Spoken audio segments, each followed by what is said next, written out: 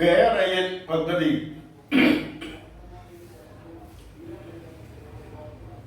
റദ്ദാക്കി. കഴിഞ്ഞ ദിവസം കൂടിയ മന്ത്രിസഭ യോഗത്തിൻ്റെതാണ് തീരുമാനം. അതായത് പുതിയ മന്ത്രിസഭയുടെ ശ്രീ വി ഡി സതീശൻ സർക്കാരിൻ്റെ പ്രഥമ ക്യാബിനറ്റ് യോഗത്തിലാണ് കേരളയിൽ, അതായത് തിരുവനന്തപുരം മുതൽ കാസർഗോഡ് വരെ നീണ്ടു നിൽക്കുന്ന അർദ്ധ അതിവേഗ റെയിൽവേ പാത നടപ്പാക്കുന്ന പദ്ധതി റദ്ദാക്കാൻ തീരുമാനിച്ചത്. 63,940 കോടി രൂപയുടെ ഒരു ബൃഹത്തായ പദ്ധതിയായിരുന്നു കേരള പദ്ധതി. അത് ആരംഭത്തിലെ തന്നെ അതൊരു വിവാദ പദ്ധതിയായി മാറി എന്നുള്ളതാണ്. അതിനെതിരെ അന്നത്തെ പ്രതിപക്ഷ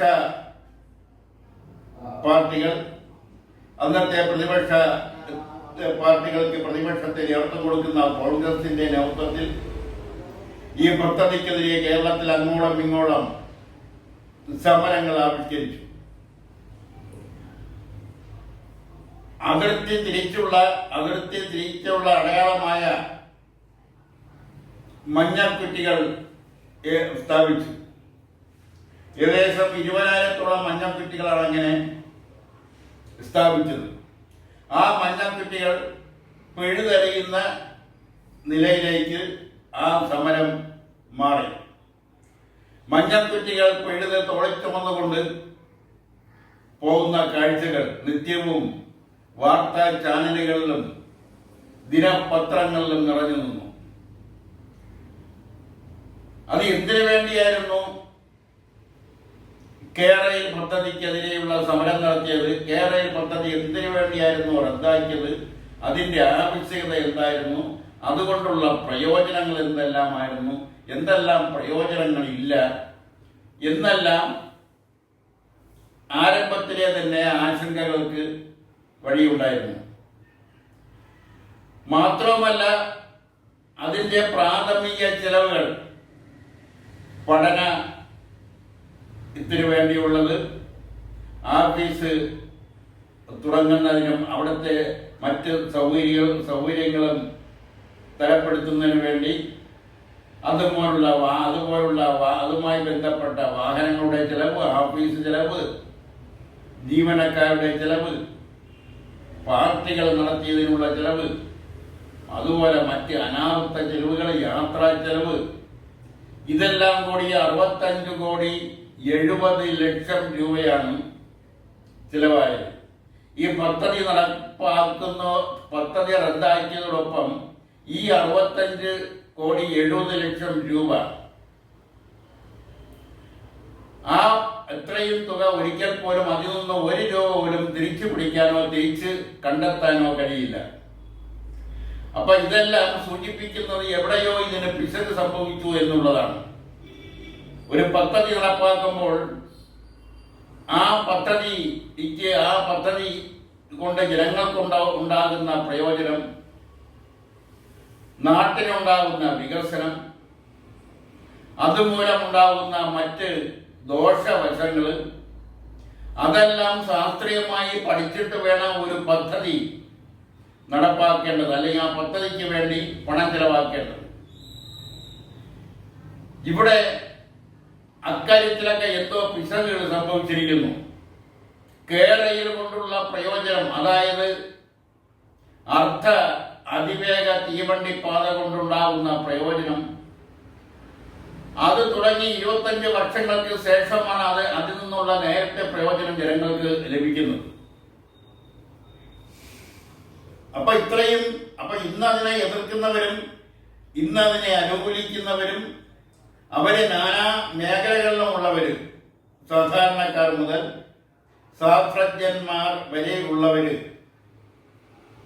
അതിൽ ഒരു പകുതി പേരെങ്കിലും ഈ കേരളയിൽ കൊണ്ട് ലഭിക്കുമെന്ന് പറയുന്ന പ്രയോജനങ്ങൾ ഉണ്ടാകുന്ന കാലഘട്ടത്തിൽ ജീവിച്ചിട്ടുണ്ടാവില്ല.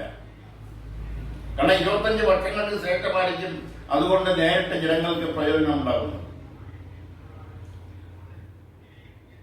അതുപോലെ തന്നെ അത് നടപ്പാക്കുന്നതോടൊപ്പം തന്നെ 10,000-ലധികം കുടുംബങ്ങളെ മാറ്റിപ്പാർപ്പിക്കേണ്ടി വരും. ഈ മാറ്റിപ്പാർപ്പിക്കേണ്ടി വരുന്ന കുടുംബങ്ങളുടെ വസ്തുവകകള്, സ്ഥാപന ജംഗമ വസ്തുക്കള്, അതെല്ലാം എത്രയോ വർഷങ്ങളായി, അല്ലെങ്കിൽ ഈ പദ്ധതി പ്രഖ്യാപിച്ചത് മുതൽ ആ വസ്തുക്കൾക്ക് ബാങ്കുകള് വായ്പ നൽകാനോ അല്ലെങ്കിൽ ആ വസ്തുക്കളെ ക്രയവിക്രയം ചെയ്യാനോ അവർക്ക് കഴിയാത്ത അവസ്ഥ വന്നു. അതിന് വില കൊടുത്ത് വാങ്ങുന്ന ഒരു സംവിധാനത്തിലേക്ക് എത്തിയതുമില്ല. അതിനു മുമ്പാണ് ഈ സമരങ്ങളും പ്രതിഷേധങ്ങളും തടസ്സങ്ങളുമൊക്കെ ഉണ്ടായത്. അതുമൂലമുണ്ടാവുന്ന നഷ്ടങ്ങൾ, അവിടെ രാഷ്ട്രീയ നേട്ടമുണ്ടാക്കാൻ വേണ്ടിയായിരുന്നു ഈ സമരമെന്ന് ചോദിച്ചാൽ അല്ല എന്നും ആണ് എന്നും പറയാനാവില്ല. കേരളത്തെ സംബന്ധിച്ചിടത്തോളം ലോകം മാറുന്നതനുസരിച്ച് കേരളത്തിന് മുഖം തിരിഞ്ഞ് നിൽക്കാനാവില്ല. അതിനോടൊപ്പം ഇന്ത്യ മാറിയേ മതിയാവും. ഇവിടെ പല വികസനപരമായ കാര്യങ്ങളിലും കമ്പ്യൂട്ടർ അടക്കം അതുപോലുള്ള പരമ്പരാഗത വ്യവസായ മേഖലകളിൽ യന്ത്രങ്ങൾ ഉപയോഗിച്ച് തുടങ്ങിയപ്പോൾ അതിനെതിരെ സമരം ചെയ്ത നാടാണ് കേരളം. ഒരു വർഷം കോടിക്കണക്കിന് രൂപയുടെ ഭക്ഷ്യധാന്യം സമരം മൂലം നശിച്ചു പോകുന്ന ഒരു നാടാണ് കേരളം. ഇതെല്ലാം മുൻകൂട്ടി കണ്ടുകൊണ്ട് ആവണമായിരുന്നു ഈ പദ്ധതി പ്രഖ്യാപിക്കാൻ. മാത്രമല്ല, ഈ പദ്ധതി നടപ്പാക്കുമ്പോഴുണ്ടാവുന്ന പ്രകൃതിയിലുണ്ടാവുന്ന മാറ്റങ്ങൾ, ആഘാതങ്ങൾ, പരിതസ്ഥിതി ലോല പ്രദേശങ്ങളിലുണ്ടാവുന്ന പ്രകമ്പനങ്ങൾ, അതുമൂലമുണ്ടാവുന്ന പ്രകൃതിക്ഷോഭങ്ങൾ, അതുമൂലമുണ്ടാവുന്ന ജനങ്ങൾക്കുണ്ടാവുന്ന ബുദ്ധിമുട്ടുകൾ, ജനങ്ങളുടെ ജീവന് തന്നെ ഭീഷണിയാകുന്ന വിധത്തിൽ ആ ആഘാതങ്ങളുടെ വർധനവും, ഇതെല്ലാം മുൻകൂട്ടി ശാസ്ത്രീയ കാഴ്ചപ്പാടോടുകൂടി പഠിച്ച് അതിനുശേഷമായിരുന്നു കേരളയിൽ പദ്ധതി പ്രഖ്യാപിക്കേണ്ടത്. അതൊന്നും ഇല്ലാതെ ഒരുപക്ഷെ അവിടെയെല്ലാം രാഷ്ട്രീയപരമായ നേട്ടങ്ങൾ കണ്ടുകൊണ്ട് അതിനെതിരെ സമരം ചെയ്തതും ഒരു പരിധിവരെ രാഷ്ട്രീയ നേട്ടങ്ങൾ കണ്ടുകൊണ്ടാണ്. ഒരു പദ്ധതി ആവിഷ്കരിക്കുമ്പോൾ ആ പദ്ധതി കൊണ്ട് ജനങ്ങൾക്ക് എന്തുമാത്രം പ്രയോജനം ഉണ്ടാവും എന്നതിനെ കുറിച്ചാണ് ആദ്യം പഠിക്കേണ്ടത്. മറ്റൊന്ന്, നാടിനുണ്ടാവുന്ന വികസനങ്ങൾ, ആ വികസനത്തിന്റെ ഭാഗമായി ആ നാടിനുണ്ടാവുന്ന പുരോഗതി, അത് എല്ലാ മേഖലകളിലും, വിദ്യാഭ്യാസ മേഖലകളിലും ആരോഗ്യ മേഖലകളിലും അതുപോലുള്ള അടിസ്ഥാന സൗകര്യങ്ങളിലും മറ്റുമെല്ലാം ഉണ്ടാവുന്ന പുരോഗതി, ഇതെല്ലാം വളരെ ശാസ്ത്രീയ കാഴ്ചപ്പാടോടെ പഠിച്ചു വേണമായിരുന്നു കേരളയിൽ പോലുള്ള അതിവേഗ റെയിൽവേ പാത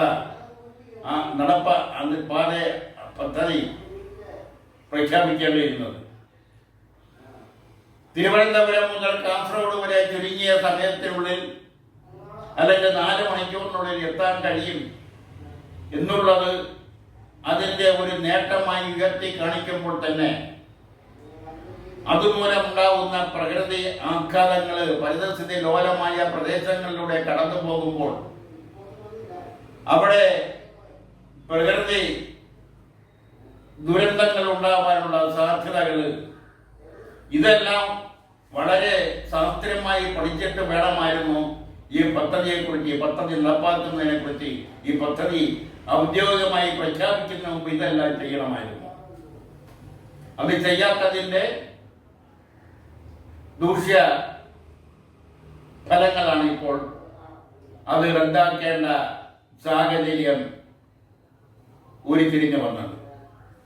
അത് ഒഴിവാക്കപ്പെടേണ്ടതായിരുന്നു, ഒഴിവാക്കാമായിരുന്നു. എന്നാണ് ഈ അവസരത്തിൽ അതിനെക്കുറിച്ച് അഭിപ്രായപ്രകടനം.